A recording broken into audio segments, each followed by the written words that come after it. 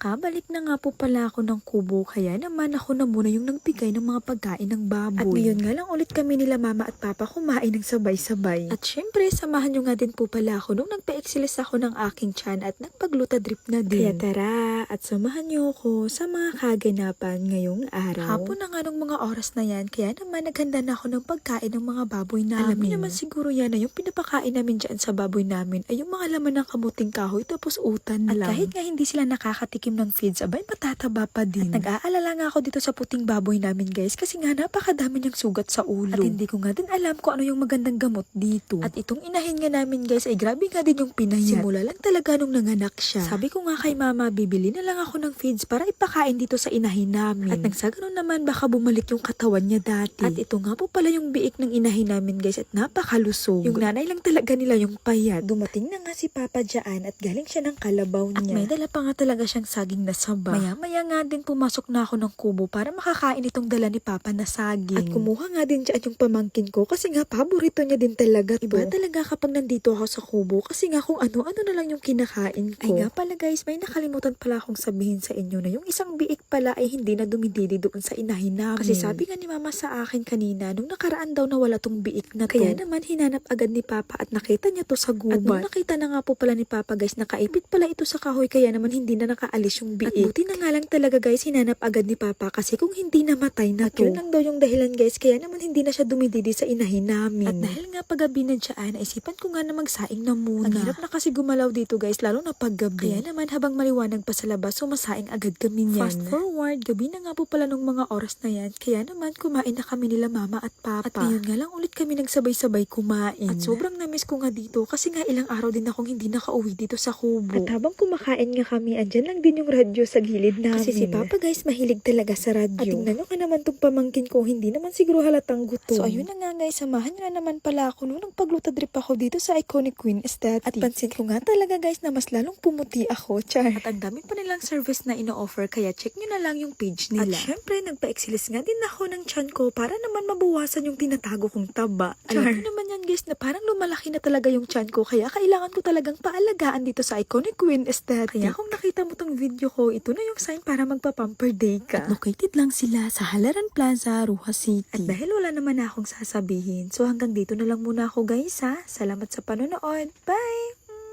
Ay, grabe na yun! 3,800 guys!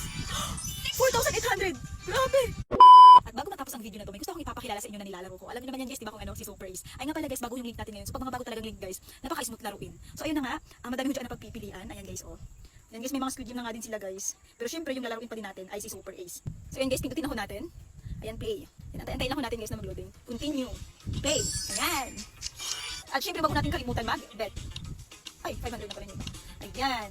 And guys, nandito tayo ng 500. Ay, grabe, started na agad. Grabe na yan. Wait lang guys ha. May 10 spins lang ho tayo.